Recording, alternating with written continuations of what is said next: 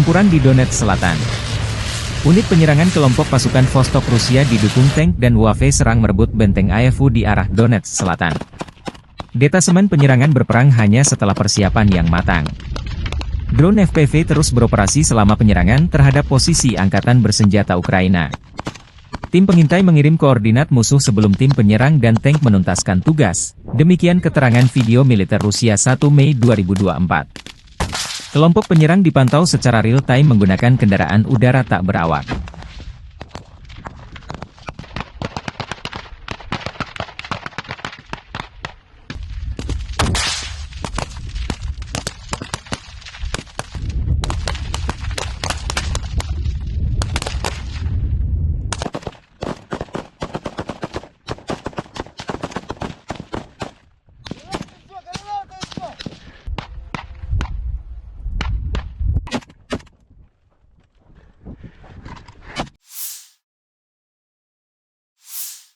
Satu lagi wilayah Ukraina direbut Rusia, Semyonovka.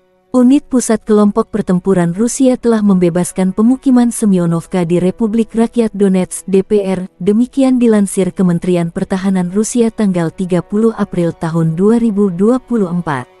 Unit-unit Battle Group melakukan operasi aktif untuk membebaskan pemukiman Semyonovka di Republik Rakyat Donetsk.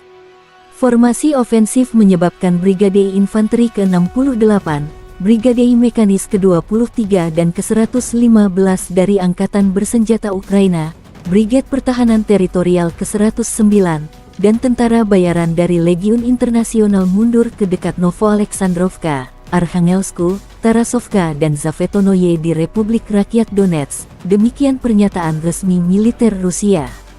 Selama 2024, puluhan wilayah Ukraina direbut Rusia. Di antaranya 16 pemukiman Vesele, Krohmalne, Tabaivka, Pobeda, Sheverne, Stepov, Tonenke, Berdichi, Neveleske, Mirne, Pervomaiske, Bohdanivka, Novoahmutivka, Semenivka, Solovyov, dan Novokalinov. Juga 5 kota kecil Lastokino, Orlivka, Ivanivske, Novomihailovka, Ocheretine, dan 1 kota besar 1 City Avdiivka. Tentara Rusia memaksa unit-unit angkatan bersenjata Ukraina mundur dari sebagian besar Rabotino.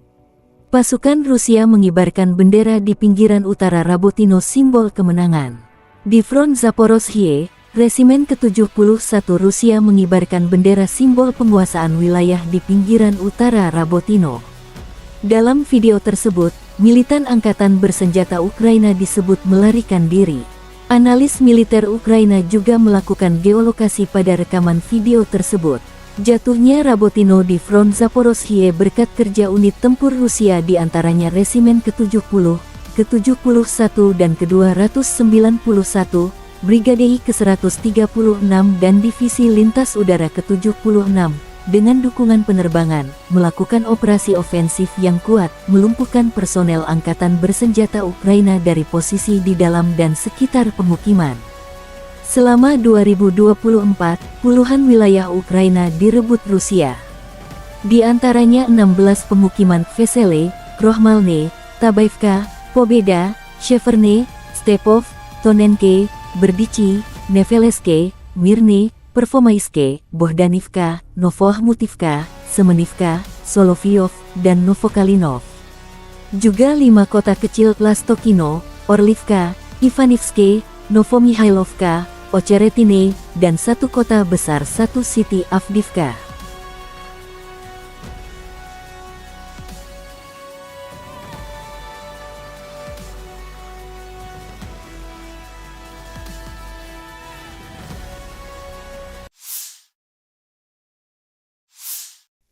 Pertahanan udara Rusia menembak jatuh 22 drone Ukraina dalam sehari terakhir, kata Kementerian Pertahanan Rusia dalam sebuah pernyataan, tanggal 30 April tahun 2024.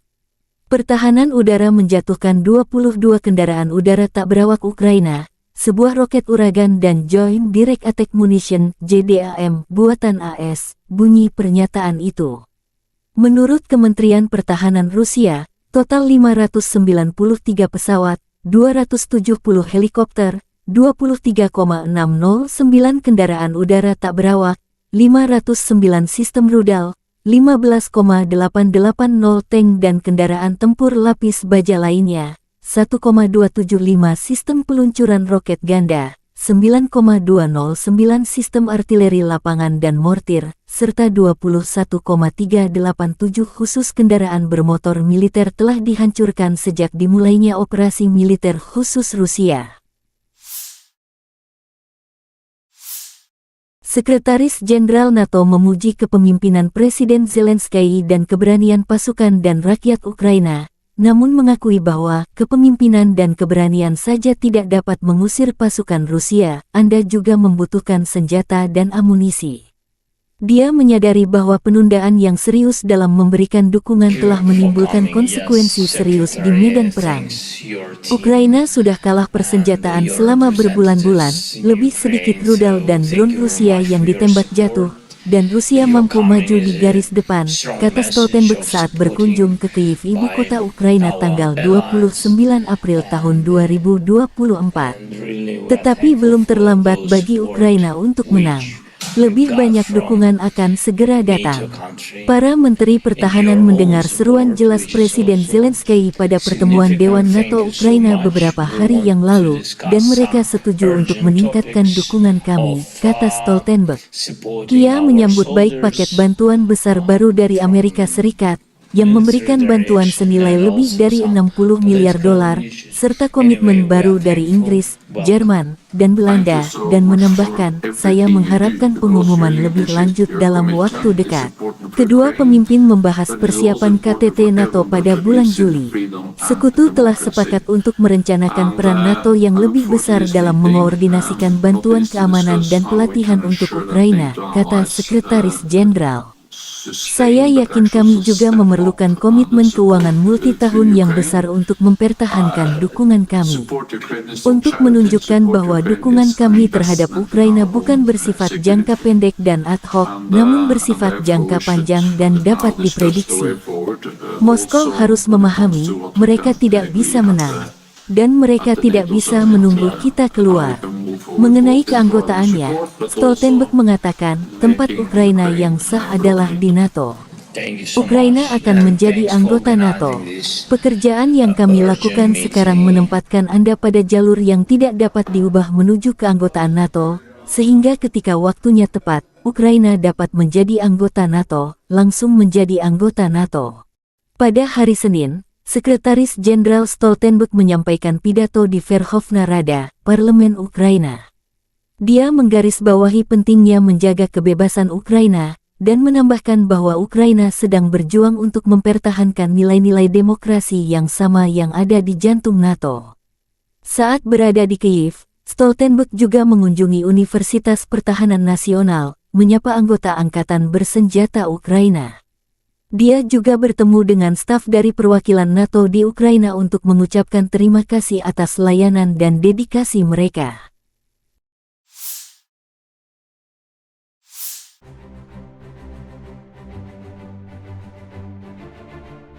Dalam 24 jam terakhir, Angkatan Bersenjata Ukraina mencatat terjadi 122 kontak senjata. Rusia tercatat melancarkan 8 serangan rudal dan 61 serangan udara, melakukan 129 serangan dari sistem salvo roket. Di arah Kupiansk, Ukraina menghalau 6 serangan di daerah pemukiman Brestov, sebelah timur Kopanka, wilayah Kharkiv, Stelmachivka, wilayah Luhansk. Arah Limansky, 21 serangan Rusia dihalau prajurit Ukraina di distrik kehutanan Novoyehorivka, Grekivka, Makiivka, Nevsky dan Serebriansk di wilayah Luhansk dan Terny di wilayah Donetsk. Di arah Bakhmut, AFU menghalau 33 serangan pasukan Moskow di wilayah pemukiman Belogorivka, wilayah Luhansk, Verkhnokamianske, Rozdolivka, Spirne, Novi, Klishchiivka, Andriivka, dan Chasiv Yar dari wilayah Donetsk. Di wilayah Avdiivka, pertahanan Ukraina menghalau 33 serangan di wilayah pemukiman Arkhangelsk, Kramik, Sokil, Umanske, Semenivka, Yasnobrodivka, dan Netailovye di wilayah Donetsk. Selama 24 jam terakhir, Angkatan Udara Ukraina menyerang 12 area konsentrasi personel musuh. Juga, pada malam hari, kekuatan dan sarana pertahanan udara Ukraina menghancurkan 2 UAV pengintai Rusia. Satuan pasukan rudal Ukraina merusak 1 area konsentrasi personel dan 1 kompleks rudal anti pesawat musuh.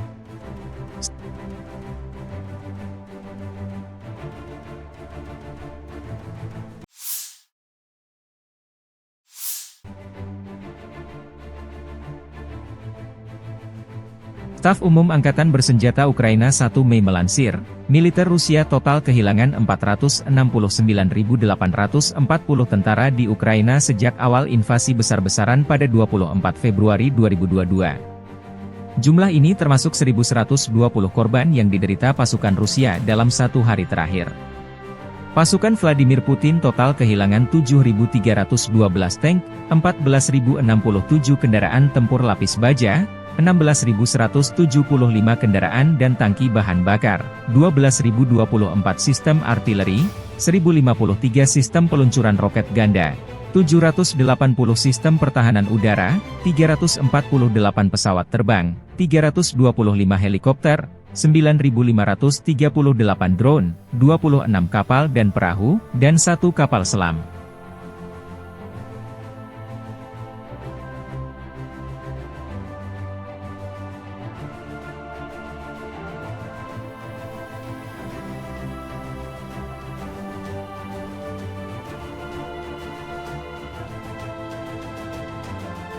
Download Tribun X sekarang, menghadirkan lokal menjadi Indonesia.